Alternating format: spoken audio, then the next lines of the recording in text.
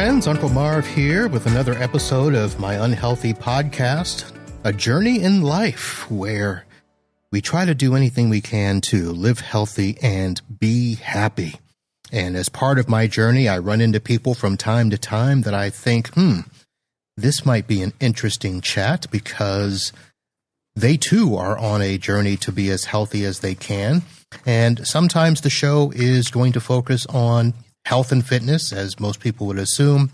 If you've paid attention to the last few shows, we've kind of, I don't want to say steered off course, but we've brought in some other areas of life where we should be healthy when it comes to relationships, marriage, divorce, mindset. But today we're going to get back into fitness, something that I used to do for a big part of my life that I do not do anymore. So it'll be interesting to chat and see how that goes. I have with me today, folks, Abby Clapper, who is a personal trainer and owner at Endorphin Wellness. Abby, welcome to the show. Hey, Marv. Great to be here. All right. Are you ready for this? I'm so ready. I'm excited. All right. So we should probably let the listeners know that we've only met, a couple of months ago, 3 months maybe? Yeah. It was very recent. All right. We've not worked out together, so that's not how we met. But you are a personal trainer, and you also have a podcast. We'll get into that a little bit later. And you approach health in a little different way. You try to, do a holistic approach to fitness. So I wanted to ask you about that. So let's start there. Oh, yeah, absolutely. So I think that fitness, especially as a personal trainer, is so much more than just exercising, working out, and trying to figure out how to burn as many calories as possible. It really comes down to, kind of like you said, you talk a lot about mindset. So we work on mindset. We work on finding what works for each person. Everyone is different. Fitness should not be cookie cutter, I don't believe. I think everyone needs something different, something specific for them. So that's what I love to do, is help individuals find what's going to work for them. Because what works for you, Marv, isn't going to work for me, isn't going to work for my husband. So everybody just needs something different. And that's kind of the approach that I take. All right. Just to give a little more flavor to your background, you actually have a degree in this stuff, don't you? I do. Yeah. So I have a degree in kinesiology, which is just a fancy word for exercise science. Got my bachelor's degree in it and have been doing it ever since college, working in corporate wellness mostly. So working in corporations that have fitness centers for their employees, doing wellness programming, fitness challenges, things like that. And from there, it really blossomed into now kind of my own thing, and I can make it what I want, which is so fun. All right. So you don't just kind of fall into that decision when you're picking your majors in college. So what were you doing before then when it comes to like high school and growing up? Yeah, that's a great question. I was a 3-sport athlete in high school. So I was on the dance team, I played soccer, and I ran cross country. So I spent so much time with the athletic trainer, injured due to all of the different sports injuries that I was receiving. So when I saw that being an athletic trainer was a possibility as a career, I thought, wow, that's really cool. So initially, I kind of went in with the idea of wanting to be an athletic trainer. Then I saw how many credit hours they had to do and how many like internships, things like that. I was like, oh, that's a lot. I don't know if that's for me. So then I switched over to kinesiology, which is similar, but different enough. And then chose you could either go strength and conditioning or general population. And so I went the general population route. And that's who I work with primarily today.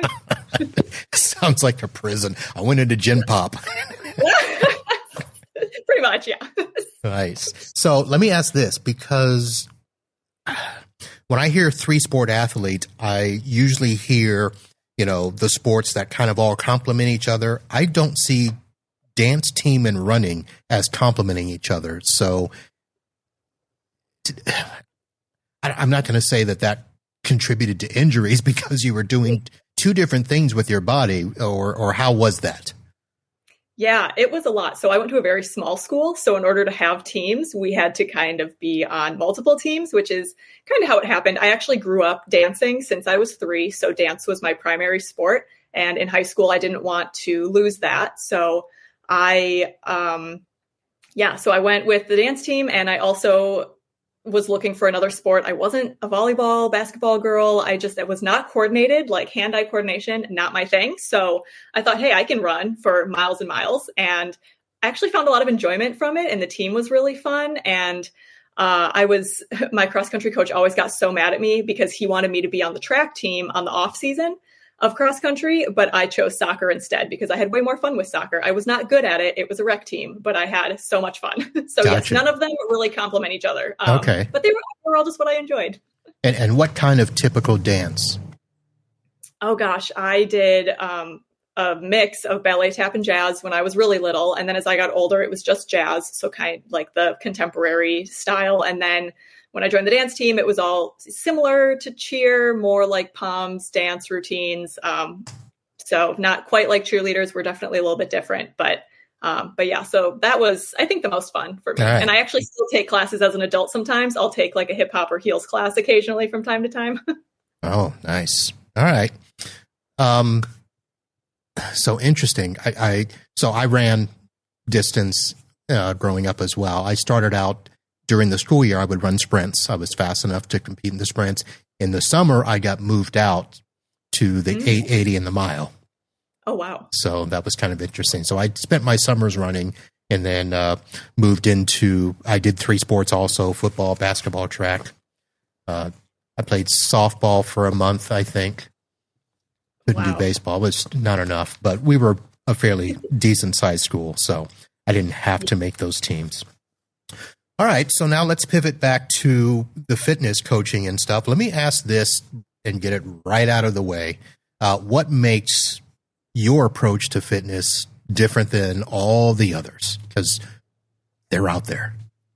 They are. They really are. So I take a really personalized, empathetic approach. So it really comes down to the personal trainer is what I've realized in my time being a trainer. So I focus primarily on strength training with all of my clients. Primarily, my clients are women in their 30s, but I also have, a couple one-offs here and there. And strength training has just become, it's been important, but right now it's so important, especially as we age, to focus on strength training. So, you might see people hitting the treadmill every day and not seeing the scale move.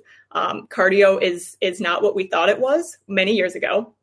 And strength training, really the building of the muscle, the more muscle you have, the more fat you're going to burn, the better your body's going to move. So we're really training for a high quality of life as we get older. So along with that is finding, I don't like to call them pain points, but when people, they have their pain points about why they might not want to exercise. And so I want to help people find what's going to work for them. So if there's an exercise, if someone doesn't like doing squats, I'm like, great, there's 5 other exercises we can do instead of squats. Or you don't like running? Beautiful. Do you like biking? So really just personalizing it, individualizing it for the person so that they don't hate their life while they're exercising.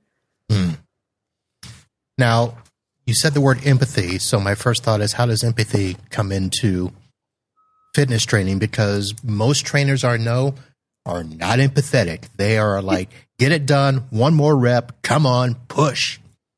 Totally. And that's where we'll see a lot of burnout in the exercise industry. People, they'll get burnt out from that approach. And also they could potentially get injured. There's a lot of science behind certain reps and sets and things like that. However, really focusing on how the person is feeling is so important. How they're feeling in that moment, how they're feeling during the week, how they're feeling about the food that they're eating. I'm a feeler. I'm a big feelings person. My Myers-Briggs is an ESFJ, so I'm like all feelings. So I know what it's like when I don't feel heard, when I don't feel like someone is taking maybe what I don't want to do or, what's hurting into consideration. So I always want to be aware of what other people are feeling and help them talk through that and be able to work through those emotions, those feelings, and come out on the other side succeeding. All right. So part of me understands why most of your clients would be women in their 30s, but I have to ask, are there any men in there that are willing to fall into the empathy side of things? 100%. So I have a few male clients and, I do interact with them just a little bit differently than I would women.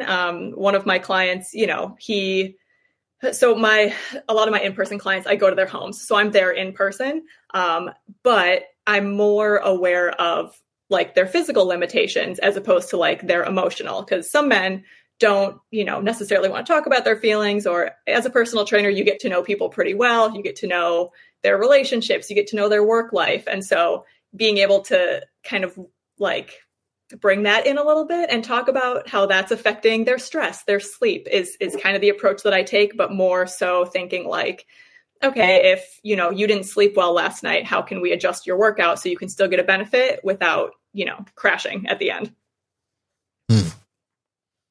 So a lot of what you do goes into that holistic approach where it sounds like you ask them if they didn't sleep well, or is that just something where if they tell you, you use that as a cue to add that into your routine?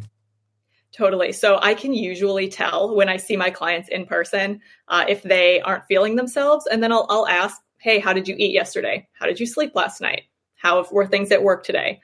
Just to kind of get an idea of what might be off so that we can address it and kind of either put together a plan or move forward accordingly. So it just depends on the person and the day. And even with my online clients too, when I text them throughout the week and check in how they're doing, trying to see whether or not they have, plans that are going to get in the way of the way that they're eating normally, or if they're going to get in the way of their workouts and how we can adjust that. So it really is, you have to be flexible when you're, especially in exercise and being kind to yourself. It's a lot of flexibility and giving yourself grace. All right.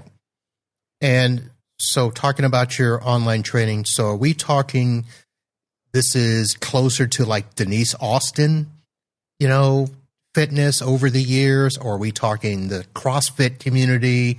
What are we talking about in a typical session with you? Okay, wait. Okay, I'm going to show my age, but who's Denise Austin? Oh, ouch. Denise Austin. Let me see. Jane Fonda. You know that name? Yes, we know Jane Fonda. There we go. All right. So Denise Austin was one of those TV fitness folks that came along. She was before Jane Fonda.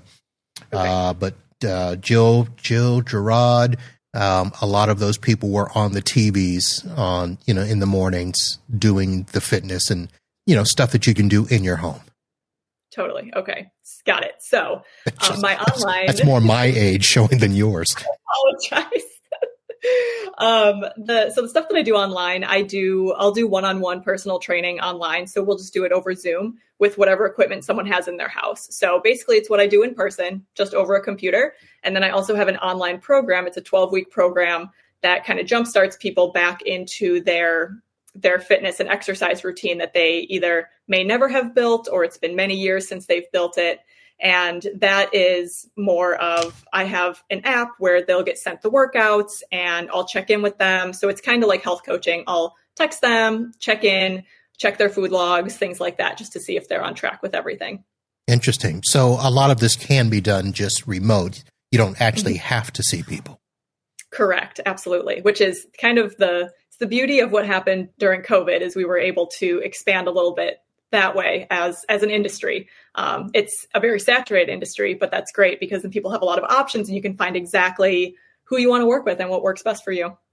So what about those people that they just want to buy a course, do the deal?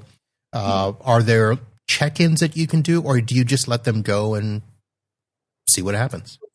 Yeah, I'm really big on checking in because I think accountability plays such a huge part, whether you have a supportive partner, if people go to group exercise classes, or you have friends who are keeping you accountable. I love the accountability piece. And I also just like knowing, are people doing their homework? Are they doing their workouts? Are they logging their food? So to me, check-ins are, it's just something that it's a part of my day. I'll just text my clients, hey, how are you feeling today? Hey, how was your workout? How's your food doing? Just to see if we're aligned and if we're staying aligned to what their goals are. All right.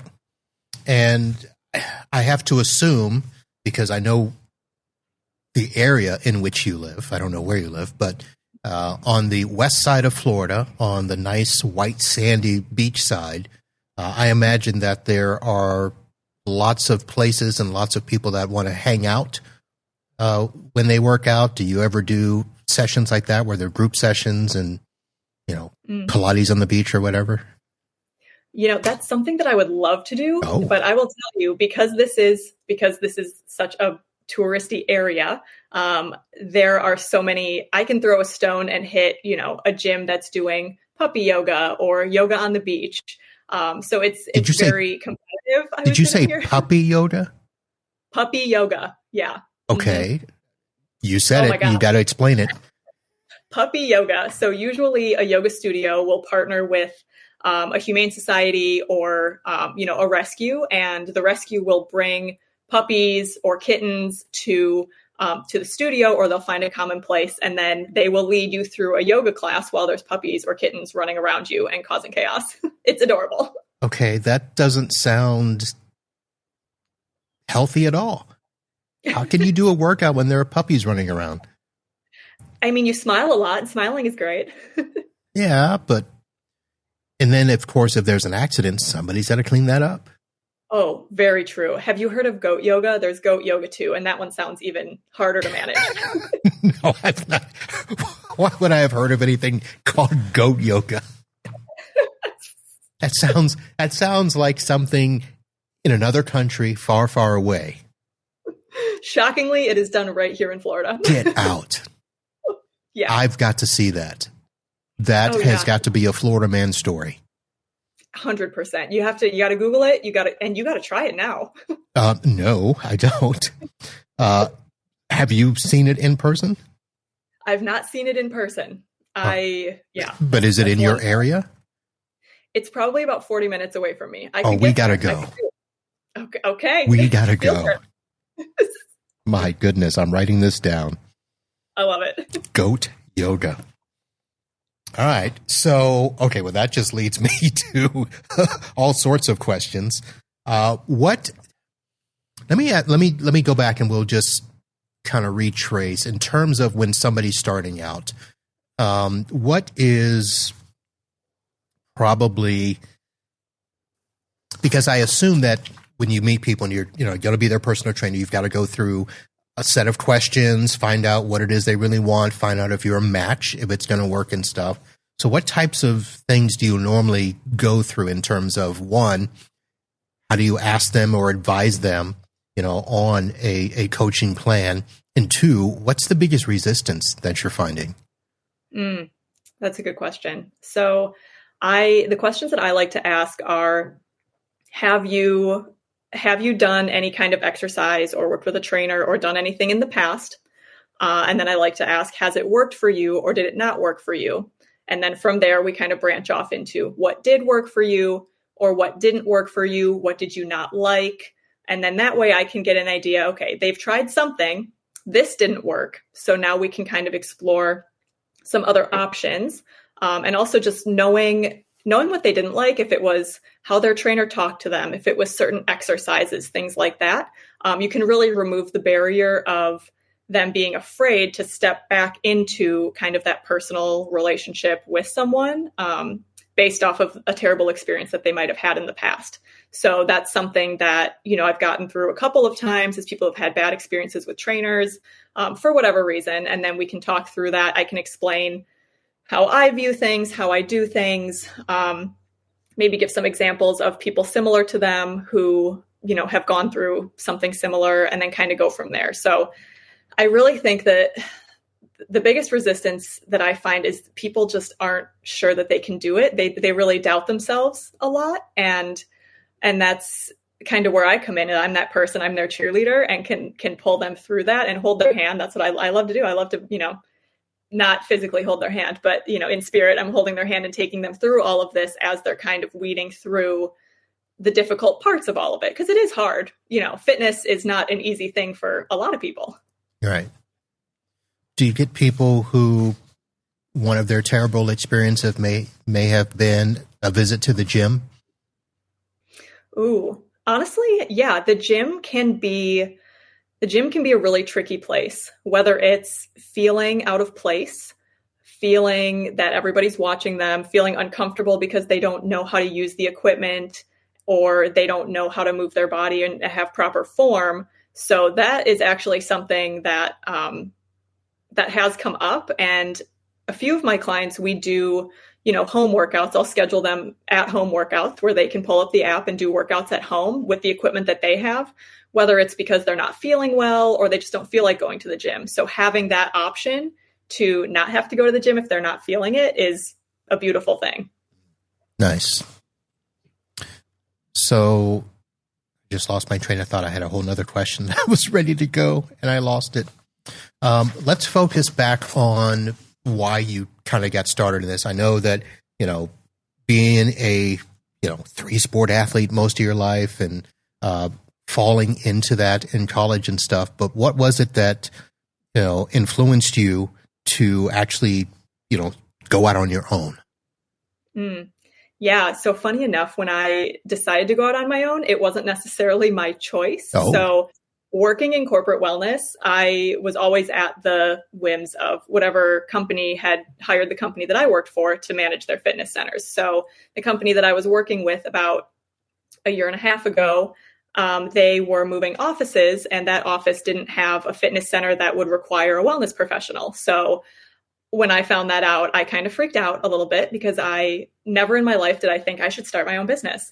I had started taking some clients on the side as like a little side hustle. And then this opportunity arose and I thought, well, if my clients stick with me, I might be able to make this work, even if it's not here in this office. So I took the jump. I ran the numbers with my husband and just jumped full, both feet in, and here we are. So it honestly was never in the plans for me to start my own business. It happened by chance. All right. So you talked about the corporate gigs. I did want to ask about that because how many companies in reality, we hear about companies wanting to, or stating that they're into health and they do a lot of stuff, but then a lot of them don't follow through. So, prior to your situation, how many companies were truly, really interested in a health program? And was it something that, the company was behind, or they just handed it off to you and said, can you take care of this for us, please?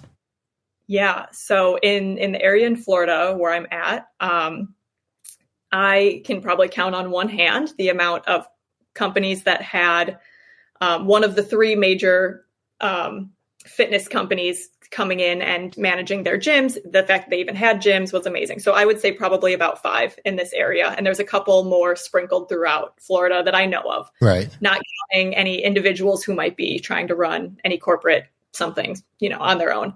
So it's mostly really large companies who have, the extra budget. Although when budgets get cut, it tends to the fitness tends to be the first thing to kind of go off to the wayside along with some other marginal things. But right.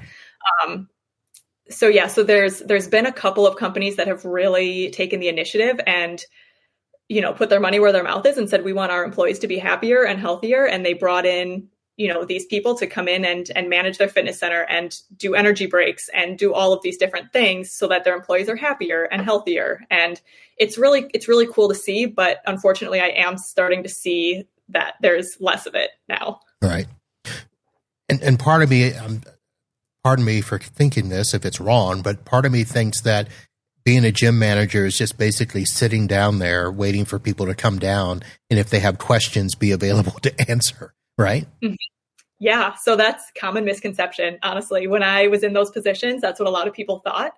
However, it's kind of up to the person. It's up to the gym manager how much you want to invest back into the place that you're working. So you can sit behind the desk, answer people's questions, or you can build relationships with people, proactively ask them, hey, what are your goals? What do you want to do? And from there, it makes your day go by a lot faster if you're writing programs for people, personal training, teaching classes, creating these programs, that keep people engaged and moving. So it really depends on the gym. I'm sure, different corporations, different offices will have different experiences, but for the most part, people are pretty proactive about what they're doing if they're working in that wellness space. All right.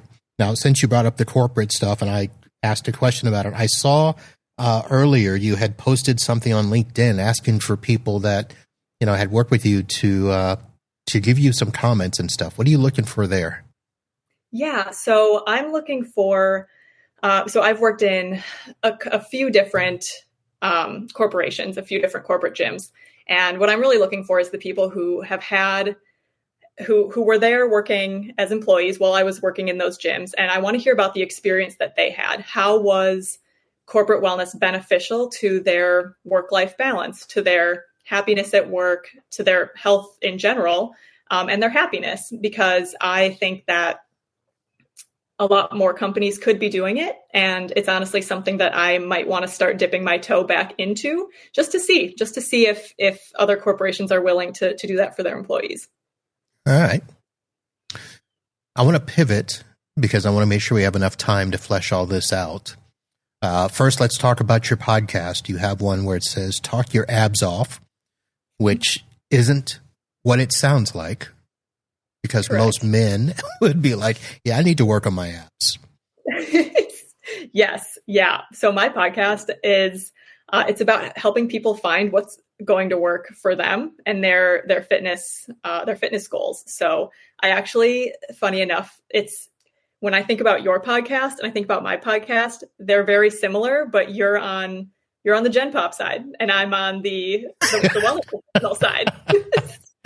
Okay. So you're looking at it as the person who's trying to find that one thing that's going to work for you. And I'm on the other side, giving all of the different variety of options that someone could try. So I think that's why I love talking to you about this, because we can kind of meet in the middle and say, all right, what works, what doesn't work. Yeah. And anyway, so I have different guests on that talk about their experience, whether it's someone who's had, an amazing weight loss transformation, or someone who's a running coach, someone who's a personal trainer for dancers, and just talking about all the different options of ways that people can get healthy. Now, has the podcast, helped in a way? Is it just an extension of what you're doing with Endorphin Wellness, or is it a way to reach out to people in a different medium and get them involved in being healthy? Yeah, I'm still trying to figure that out, honestly. I think it's definitely an extension of the business. I want it to be, relatable to, I want, my clients, people around me to be able to listen to it and really resonate with it. But if other people find it and think it's awesome and want to hear more, I would love that too. All right. So you recently had an episode that I wanted to really dive into where you talked about 3 lessons you learned while working for a weight loss app. Yes. And I don't know if you've gone back and listened to my shows where I talked about the apps I looked at. I've looked at a couple of yours. I've seen more from like the food apps that you've looked at. Right. So let's first start with the apps that because are they truly weight loss oriented is my first question.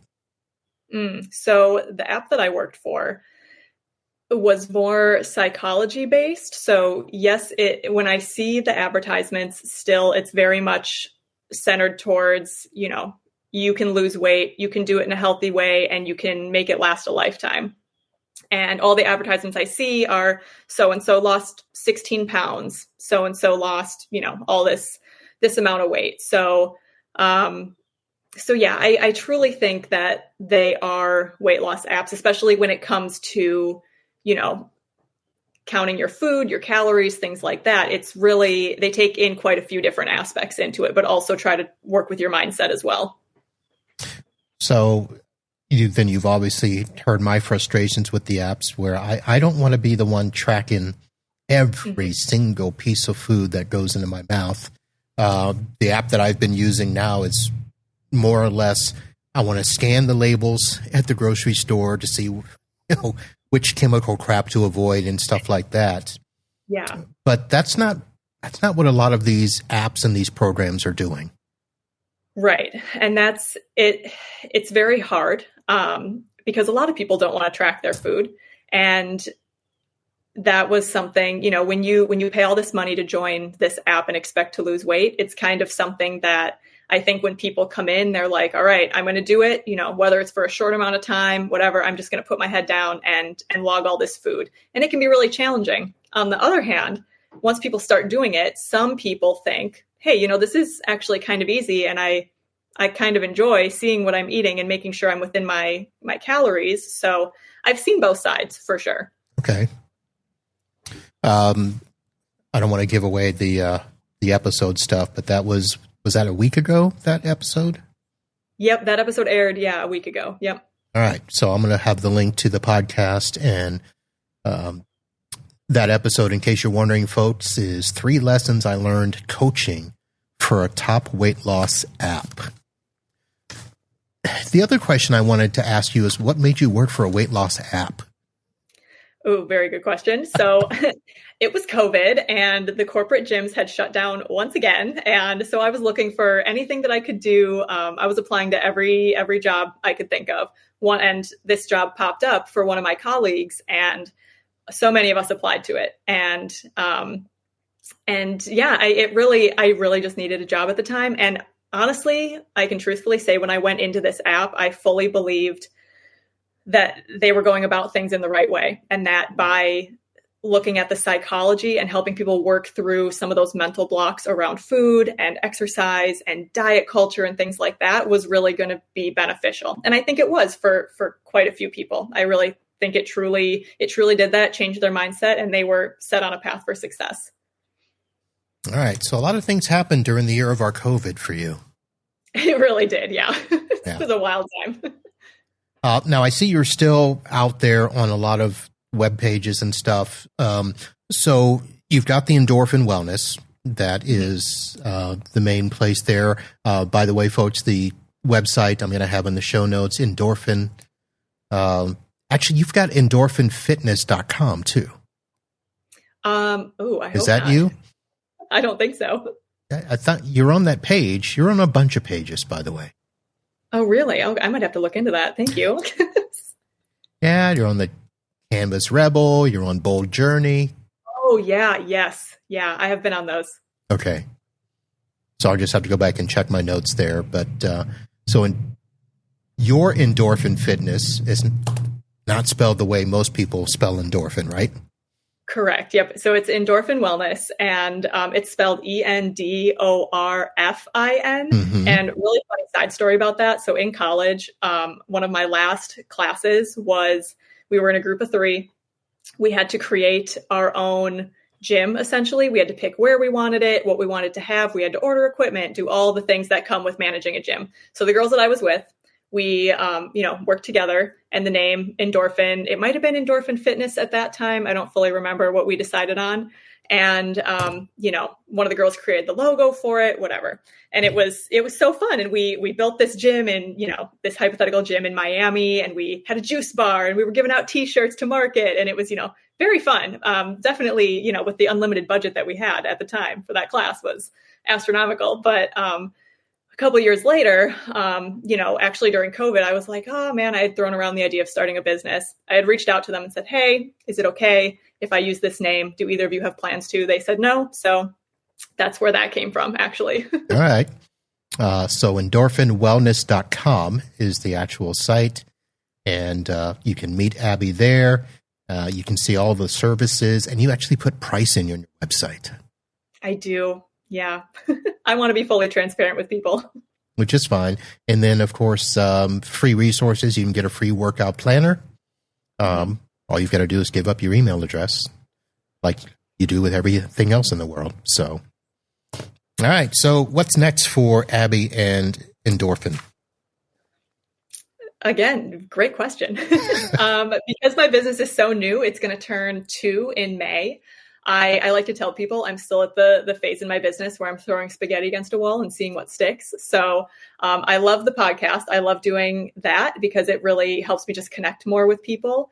And I truly would like my business to focus more in the virtual space. So my Jumpstart program, it's a 12-week program that I truly believe can make a difference for anyone who, like I said earlier, who has not had experience working out or who is coming back from a long time after working out. And that's really what I want to focus on the most is my virtual side. All right. So check her out, folks, if you want to do that. And at some point in time, we are going to have a podcast / video on goat yoga. Yes, I cannot wait. Well, Abby, thank you very much for coming on the show. I'll have to have you back in addition to the goat yoga thing, but I'm sure we will be in touch and chat and continued success. And that's it. Thanks a lot. Thanks so much, Marv. All right, folks, there you go. Abby Clapper, Endorphin Wellness. Check out her page and check her out. Sign up for her stuff and learn what it takes to really have an empathy-focused fitness program that takes all of that into consideration, mind, body, spirit, which is the goal here. So that's going to do it for this episode. Check out everything at unhealthypodcast.com. And until then, work as best as you can to live healthy and be happy.